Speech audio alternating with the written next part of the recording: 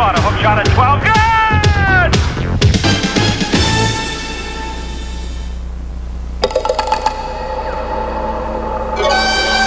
Perched high above the blacktop, it seems almost unreal, impossibly far, and yet just beyond reach. The desires that it instills are basic: power, freedom, and conquest.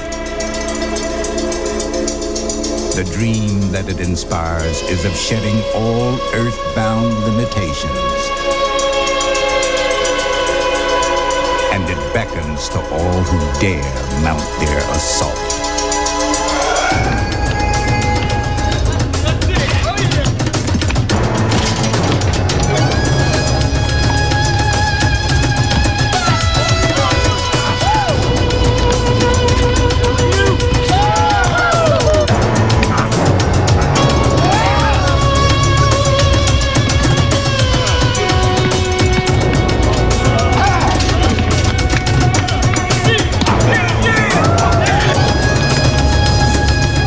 For those who aspire to rule the skies, taking flight is only the beginning.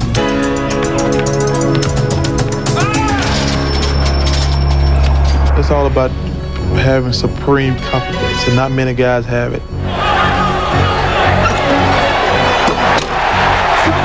You own the ball, you own the game, you own the guy who's guarding you, and you can actually play him like a puppet. One bounce dribble now to Jordan. Michael in from the left side, jammed it right. You don't last in this league long by being timid or intimidated by the people you compete against. Get tough, X. Get tough. Don't let him push you. McDaniel with a facial. Saying, move over, buddy. You know, it's two of us here. Way rock the baby to sleep and slam dunk. Just like Tyson. When he walk in the ring, he walk in the ring to take you out. Malone makes sure that one is not blocked, and then he stirs. These are people who can really just actually dunk on you, just don't care about you, your well-being. They would dunk in your face and just make you like it.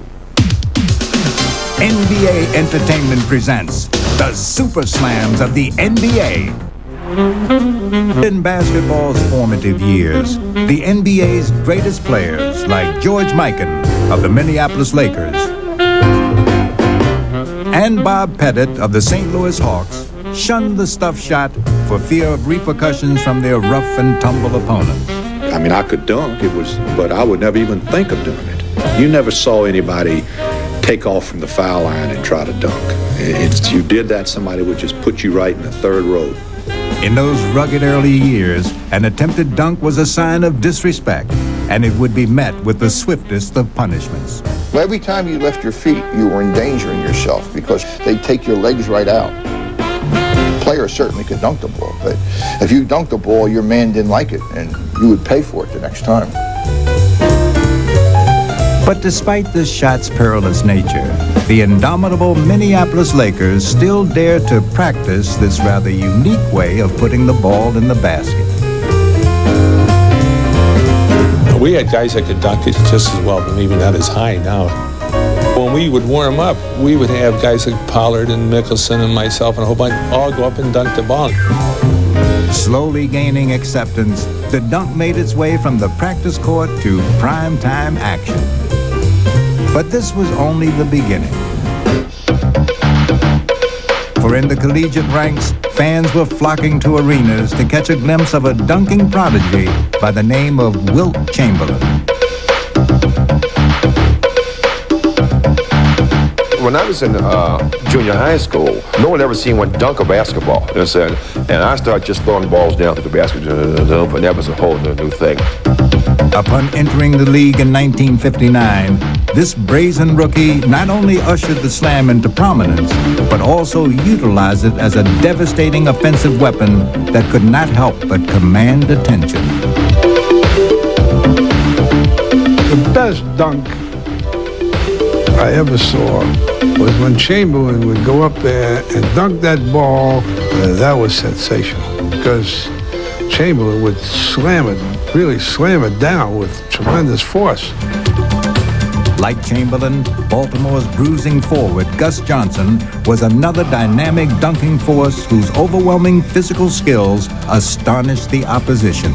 Gus was probably the most spectacular dunker during my era because he could dunk from 5 or 6 feet away from the basket going by the basket. A power slammer with an imposing presence, Johnson attacked the basket with a reckless abandon, and very few dared stand in his way.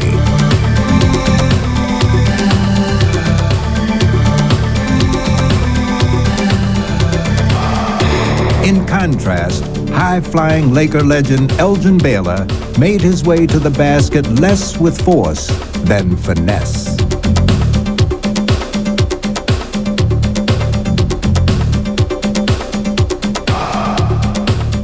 While Baylor's contemporary, fluid performer Connie Hawkins also captured the imagination by bringing a stylish grace to the art form.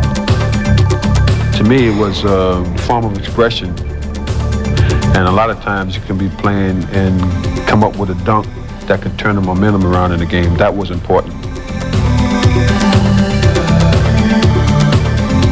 Connie was the ultimate finesse. He was the first that I'd ever seen with the huge hands that could glide and dunk and stuff all kind of different ways. Leaving his personal mark on dunking artistry, Hawkins astounded the basketball world with his distinct flair for the game.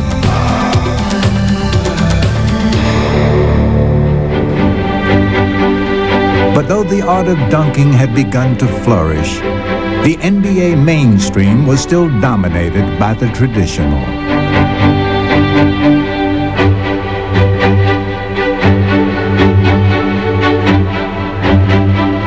With the perennial champion Boston Celtics setting a conservative tone, some of basketball's more daring innovators began to look elsewhere to find an outlet for their creative energies. The Offbeat American Basketball Association would provide an enticing alternative as these basketball mavericks thrived in this free-spirited new league. The ABA was a run-and-gun league. You had guys who liked to run, who liked to get out, and he got a chance to just go to the hoop and invented different ways to throw the ball down. The pace was fast and furious as new-look dunkers filled the airwaves.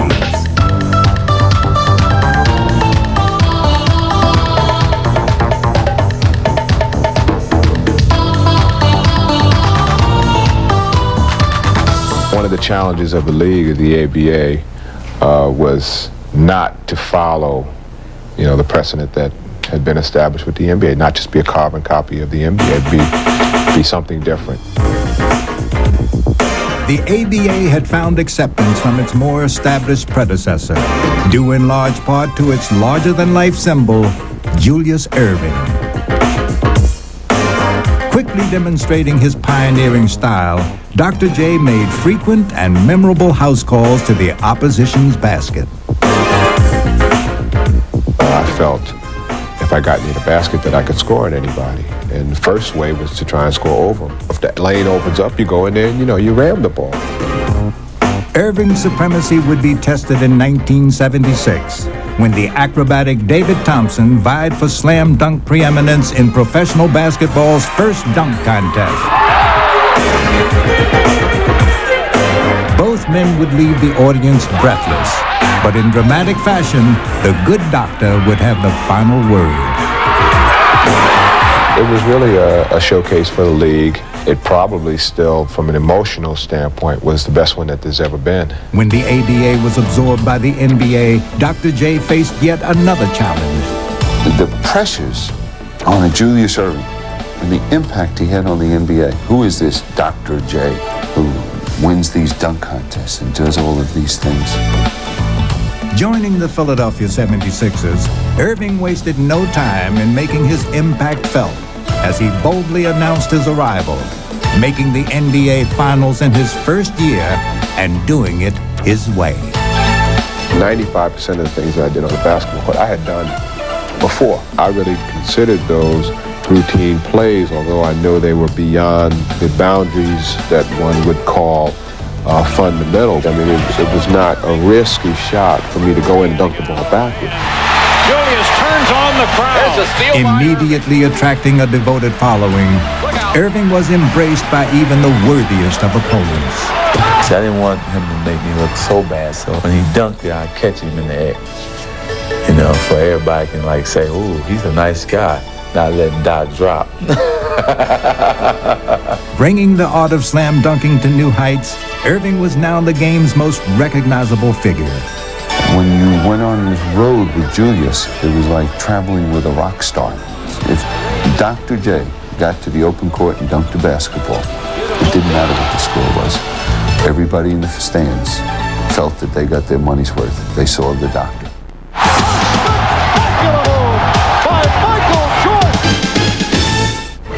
After an 8-year hiatus, Gatorade would resurrect the slam dunk contest in Denver.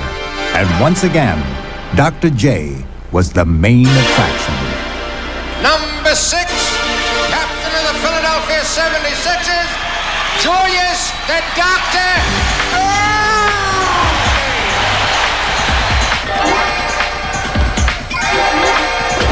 Competing against a hungry young legion of dunkers, this living legend would perform with typical brilliance. And although Larry Nance would defeat him in the finals, Irving had inspired a new generation of aerial assaulters to whom he would now pass the torch of dunking mastery.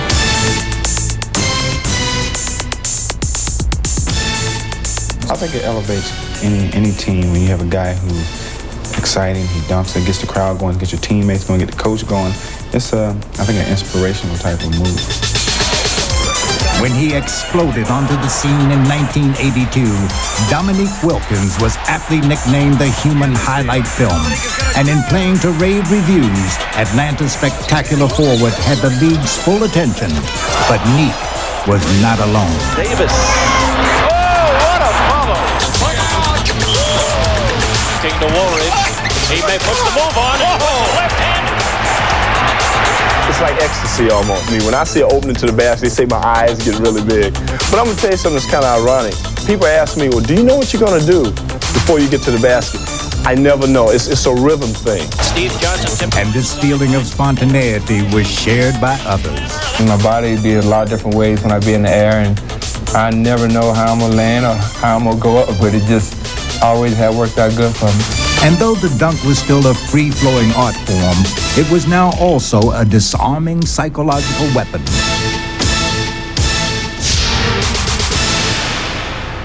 Dunking is such an overpowering way to score a basket. People can see a dunk, and that dunk would almost, although it only means 2 points, but it always seemed to be 6 points. Even as a rookie, Jordan's immense talent was apparent to all as he dazzled audiences and confounded his opponents with a vast array of show-stopping dunks. Back to Jordan. Oh! Jordan with a super move. It's like a big juice of energy, like somebody push your electricity button, and it gives you a lift, and it takes some away from the other team. Also taking the NBA by storm in the mid-'80s was Philadelphia's one-man wrecking crew, Charles Barkley. Terrorizing the opposition en route to the basket, Barkley, too, sent a message with every thunderous jab. He's bringing the house down. It's just a question of coming through. You know what you can do, just go out and do it. Let it flow. A graduate of the University of Houston's Phi Slamma Jamma dunking fraternity, Drexler easily made the transition to the pros, using his full repertoire of slams as his personal calling card. Infusing arenas with a contagious electricity, this majestic group of aerial voyagers left their indelible mark on the evolution of the dunk and motivated their peers to do the same.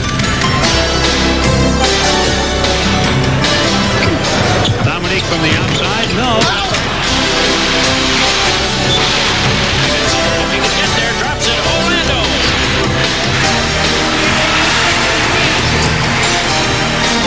Really fast to the net. Unbelievable. Holy Vicks. Dominique Wilkins.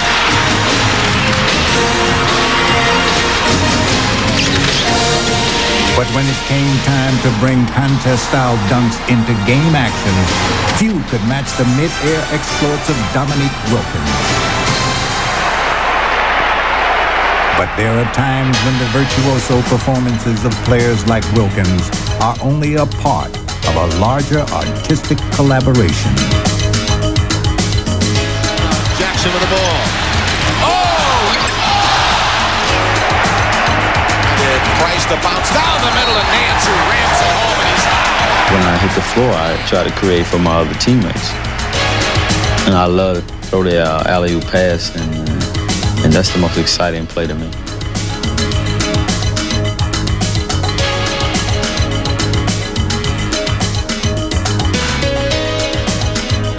Considered by many to be basketball's most captivating connection, the alley-oop is perhaps the game's most compelling evidence that an unspoken language between players does exist.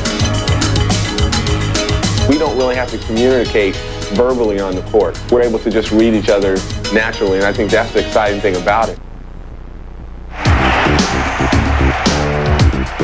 Slamming may be an area of expertise usually reserved for bigger players. But despite their smaller stature, this group of men are giants in their field.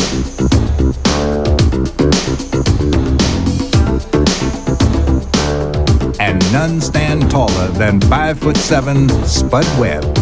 You have to have a strong mental capacity to put up with a lot of stuff at a smaller size, but if you don't believe in yourself, no one else will. On one magical afternoon in 1986, Spud would dramatically display that belief in himself as he returned home to Dallas and turned the Gatorade Slam Dunk Contest into his personal showcase.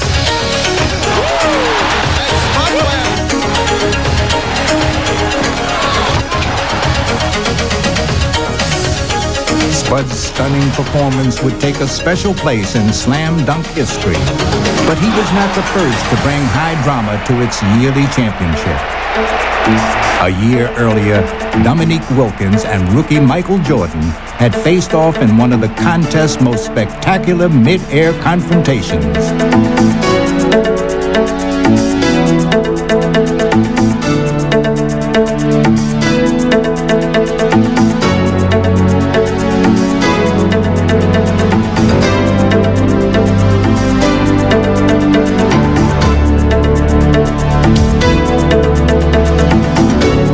Dominic would emerge victorious, Jordan would have his chance in 1987 as an injured Dominic watched him claim his first slam dunk crown. And now, Air Jordan ready to take off.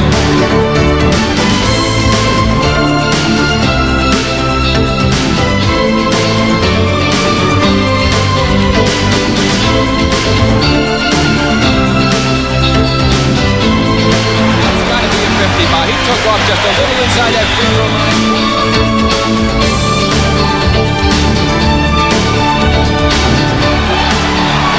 Oh, I love it. He went straight to the basket just like he was floating on air.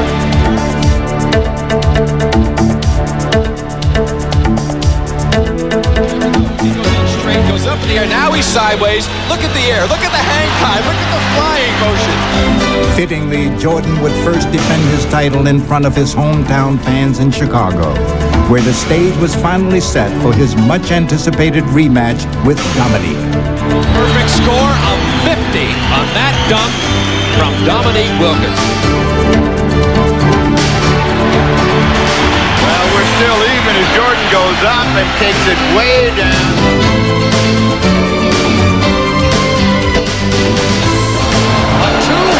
Windmill jam.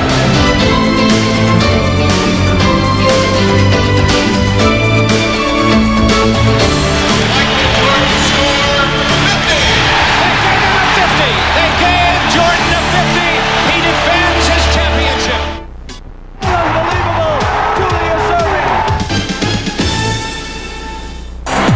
brother Dominique playing against Milwaukee. They throw the ball to Dominique on the wing, and the whole team collapses on him. Down low for Dominique. Baseline drive. Dominique. Oh my goodness! Did you see that jam? I don't know how he did that. Dominique. Bob Lanier had covered the rim, and I turned sideways, and I turned back around in the air and dunked it on him. That still sticks out in my mind. I just know, anytime Chicago comes in town, you have to leave your family and everybody else home. You don't want to be embarrassed. Now the Bulls beat the pressure. Jordan from Vincent. Look out. And alley-oop went up in the air on the fast break, and all of a sudden, Jordan went up about 10 or 12 more notches than I did. You're not ashamed to say you stand there in awe. I still have vivid memories of a Dr. J tomahawk dunk. Eaton had stayed back, but here comes Irving anyway. He went up over the top of me and came crashing down and took the rim off the backboard and just kind of left me standing there with Spalding across my head. People don't realize as I played 15 minutes that night, I fouled out. And I was a little bit upset because I thought I was getting some bad calls. And I just needed some way to show my anger out. Kemp picks Mark Jackson, gets the give and go. Oh! It was no way that we thought he could dunk the basketball, but he proved us all wrong. Oh, please, let's see that again 100 times. I think it was one when Chambers went over Mark Jackson. That was an awesome dunk. 2-on-1. KJ to Chambers. Jam! Oh, boy. He went right up Mark Jackson. When he hit Mark, he was already high. But when he hit Mark, he went a little higher, and he just tore the rim down. Earlier on, I saw a guy named David Thompson. Somebody on his team took a shot, and the ball bounced so high off the rim. I don't think I'll really be exaggerating when I say the guy went up nose high to the rim. Dominique, it's a tip jam. He comes over about 2 of his teammates back and just jump right over one hand, just rolls it down through the hoop. It's just awesome. You see that, you be like, God. Dominique Wilkins, look out! I'll tell you a story that I think summed the whole thing up. We was playing Chicago in Salt Lake. They switched and put John Stockton on it. And he turned around and dunked on Stockton. So some guy got up and almost followed him down the sideline and said, hey, Jordan, pick on somebody your own size. So next time down the floor, he dunked on Mel Turpin. And went over and looked at the guy and said, was he big enough? My favorite dunk of all time would probably be the dunk that Dr. J had over Michael Cooper. Yes, he's got it. Here he comes. Way rock the baby to sleep and slam dunk. Dr. J just kind of cupped it and just glided to the basket. It was the most awesome dunk that I've seen in the basketball game.